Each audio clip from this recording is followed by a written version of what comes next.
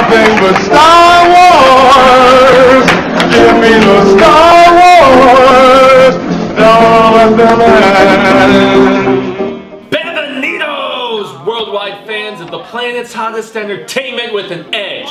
I'm Jaime En Fuego, and I'm here to welcome you to my namesake program, Enfuegotainment. That's right, you can just call me Fuego for short. I am so very stoked to have you here for the March coverage, the March official coverage, because there was a bonus episode that went up just about a day or so ago. But yes, the third in my entire Star Wars catalog coverage here as we approach episode 9 that is coming this December. So thus far in January I did, and we're doing all of this in the actual timeline order, not in the release order. So January I covered, that's right, The Phantom Menace, take it as it is, opinions in the comments below. In February, I did Attack of the Clones, so that is episodes 1 and 2. So as opposed to jumping right into episode 3, Revenge of the Sith, no, I was like, I want to, for the first time, watch the Clone Wars movie. That's right. This came out in 2008, so essentially this was back when we were still waiting 3 years in between all of the Star Wars movies during the whole prequel era, and then this came out after the prequels. So in 99 we had episode 1, in 2002 we had episode 2, and then in 2005 we had the ending of the prequel trilogy with Revenge, and then 3 years later, in August of 2008, we had the 90-something minute animated Star Wars film. But as opposed to the episodes that were done as a completely separate series by the Samurai Jack guy, which was just called Clone Wars, which was broken up into 3 seasons, that's what I most recently reviewed. I had never watched those either because I was like, the animation is so kiddie looking, and I remember my youngest brother, who I got into Star Wars, he watched it, and he actually had both of those DVDs sitting on his shelf. But when those were initially coming out, I was like 21, I want to say. Yeah, I was 21 because it was 2003, 2004, 2005. And so yeah, I mean, I was in college, and I was like, I still loved Star Wars, but I had not been the biggest fan of the prequels, and I wasn't even really watching animated stuff much at that particular time. I was like thumbing my nose up even at watching like Pixar and Disney stuff, and I mean, boy, they were still doing terrific stuff and still are to this day. And I ended up coming full circle when it comes to animation, and now I see pretty much anything that Disney will put out now. I wish they still did 2D, but that is completely beyond the point. So there was a previous Clone Wars TV series that was done in these tiny little, the first 2 seasons were like 3 to 5 minute little vignettes, and they were originally going to be just little advertisements, and then it turned into like a full-on series. And then for the 3rd season they decided to give them 15 minutes, kind of like what they did with Aqua Teen and I don't know, various Adult Swim shows have taken on that format of having half an hour, and so that's what they gave Clone Wars for its 3rd season. And I ended up really liking the Clone Wars, not the Clone Wars, Clone Wars, Star Wars Clone Wars, the TV show. I ended up getting past the animation style, and I thought the storytelling was very strong, especially in kind of the weird trials, that trial of sorts, unofficial trial that Anakin goes through in the 3rd season. I also really liked the introduction of Ventress. I enjoyed how they threw, General Grievous in there, and that's actually where they introduced him, was in that. I thought some of the fighting was great, especially the Anakin Ventress fight at the end of Season 2. So, yeah, I found a lot to enjoy, way more so than I was anticipating in Clone Wars, the one that won, Emmys and stuff like that, and it was a fantastic show. This CGI movie is not up to that aspect of quality, in my opinion. And so I always do a little bit of Bueno, Malo, and Feo here on Enfuegotainment.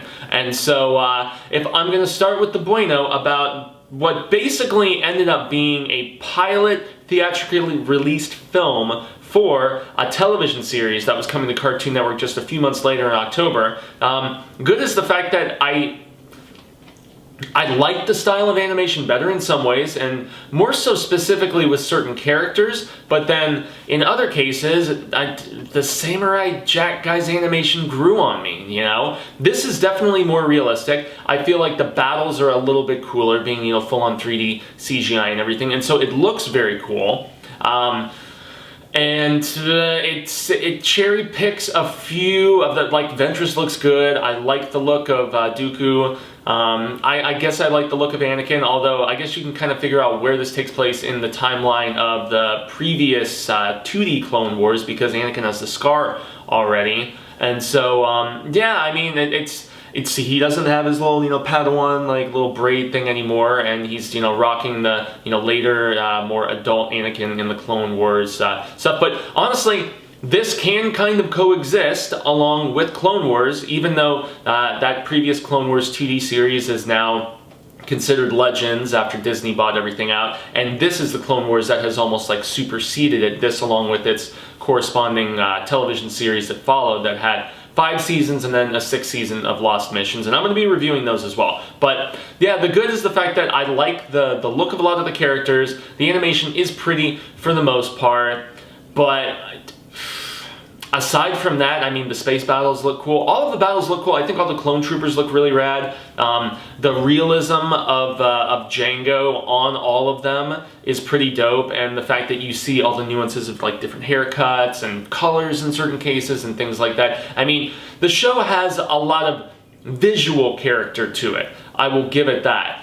But MALO, man, there's a reason the critics savaged this one and then just gave so much praise and acclaim to the previous Cartoon Network series that was developed by an entirely different set of team. That's not to say that Dave Filoni did not direct a great-looking movie, but the MALO in this, notice I did not have very much good to say, because I don't. The scripting is the biggest problem for this. This felt so much more like it was geared at kids, to me at least, than that previous, Cartoon Network series did, the one in 2D. That one kind of teetered and danced along those lines in the 3rd season with some of the humor that they brought in a few scenes, but really for the most part, I felt like that was a more mature effort, and no more than the introduction of the Ahsoka character does that really feel just supremely evident. And she's not a character I'm familiar with, and I hope I remembered her name properly. I know that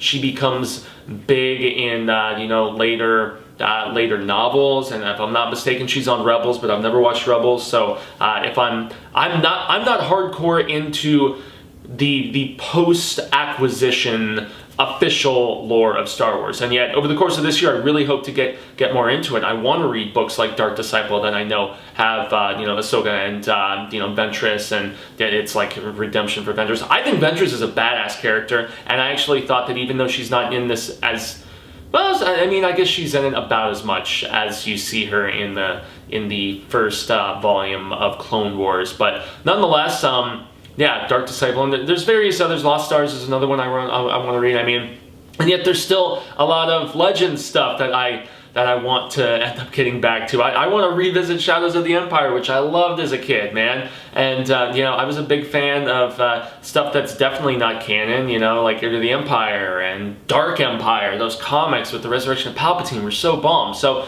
there's a lot that I really want to get back into, even though it's not official canon anymore. But this is where I'm stressing that I've not watched Rebels, I haven't watched it. I know there's a new show, and I know they're also reviving for another 12 episodes on Disney Plus, Clone Wars, the Clone Wars TV show. But I had seen a few Clone Wars episodes before, like the resurrection, well, not the resurrection, the return of Darth Maul, I guess. So I know there's some good stuff on there, but I've had a lot of friends who like the Clone Wars television series who've watched all of it, and they know how much I was into Star Wars growing up and how much I read, the Dark Horse comics and, some of the novels and things like that were so big at the time, like Tales.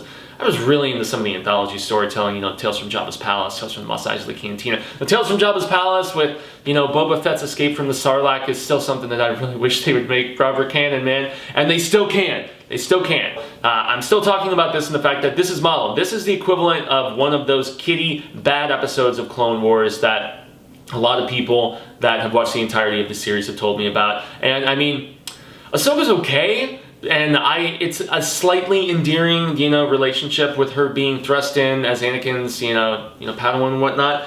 But it's really the story that they decide to go with that I think sucks here. And it starts out interesting, you know, they're dealing with the intrigue of the fact that, you know, they need to run the Republic ships, you know, along the Outer Rim. And apparently Jabba, you know, gangster Jabba, controls a lot of that area. And so they're trying to get on his good side and strike a peace treaty up with him. And the way that they're going to apparently do that is by rescuing his kidnapped son. And I'm just like, oh, they kidnapped Jabba's son. You know, that's kind of an interesting take. When they mentioned that at the beginning of this film, I'm like, that's actually kind of cool. They're obviously cherry picking certain characters and a little bit of like angles here and there from Clone Wars, the 2D series, and then they're going to run with it and change some things up and make it interesting. Cool. Then you find out that Jabba's son is like a little toddler. And he keeps being called Stinky the whole time because he's sick. And Ahsoka just keeps calling him Stinky the whole goddamn movie. And it just wore so thin on me. I ended up liking her character, you know, by the end. So I guess, you know, as the film went on, she would be a bueno. But the way they pursue that angle of storytelling, it just felt so geared to kids. And it just didn't relate to me. I didn't find it compelling. And I love coming of age and, you know, children, you know, like just maturing and, you know, finding their groove and becoming adults and becoming cool and becoming badasses. I still like a lot of that stuff, but this just did not hit the mark for me. It really, really didn't. And it just turns into a series of, oh, okay, without spoiling stuff, it's like, okay, they find, you know, Jabba's child, and then, you know, Dooku is trying to get to the child first, but then he's hatching a scheme to kind of turn the tables and make it feel like they're the ones who kidnapped the kid, and it just... The battles are cool. The battles are pretty cool, I'll give it that. So I don't want to just beat a red-headed dead horse on this, but very much for children. I'm looking forward to watching the series in its entirety and getting to the meat and the potatoes of those good episodes, but at least for the predominance of this was Malo, and even segues into Feo for the aspect of silliness, which for me could not be epitomized more so than Jabba's uncle on Coruscant, and a weird flamboyant way that they portrayed him. It felt just, I don't know, it didn't... This is a really tough subject for me to say what I really think about here, because I have a lot of friends like this particular character, and I felt like Jabba's uncle was being made fun of, as opposed to, I mean, especially with the angle that they end up taking in the end of the third act and what the true intentions of Jabba's uncle are. I'm just like, really? They have him be like that, and then they have him be a bad guy. It just, it didn't sit well with me, man, and I felt like it was ugly and personally in bad taste. And that's, you know, hey, maybe I'm just reading between the lines a little bit too much, but, and I mean, I don't know, I wanted more of the ugly, like I thought, because Feo in my ranking system can actually be a good thing. Like, there was some ugly Feo that was badass in Clone Wars, like that fight with Drook or Drugu or whatever. Basically, that huge, like, regenerating robot that whose name I can't recall. Drook, I want to say. Man, I don't know. He has this awesome fight with Obi-Wan in Volume 1 of the Clone Wars, and there's also that great fight with Ventress, you know, that I mentioned that Anakin has, and then all the stuff in the cave that Anakin has to go through, and the weird, like, mutated tribesmen that had been kidnapped and were all beefed up. There was some actual, like, ugly, kind of creepy stuff in Clone Wars. This doesn't have anything like that. So I'm just really hopeful that I get some more of that flavor creeping into the Filoni series, since I've never watched it, you know, from the get-go. And so that's what I'm actually going to be covering, you know, season by season, especially since it's about to leave Netflix. I'm going to be covering it season to season, leading up to April 24th, when my review of Revenge of the Sith comes out. So, as opposed to knocking this one around any further, I am going to say that this gets 2 out of 5 Fuego Fireballs. Yeah, that's right. This is a Malo film, because 1 is Feo, 2 is Malo, 3 is Bueno, 3 is Bueno, 4 is Fuego, 5 is Enfuego. I don't think I've given Enfuego, like, you know, to anything yet on this channel since I started an actual ranking system. But yeah, this is 2 out of 5. It's Malo. It's bad. It's not very good.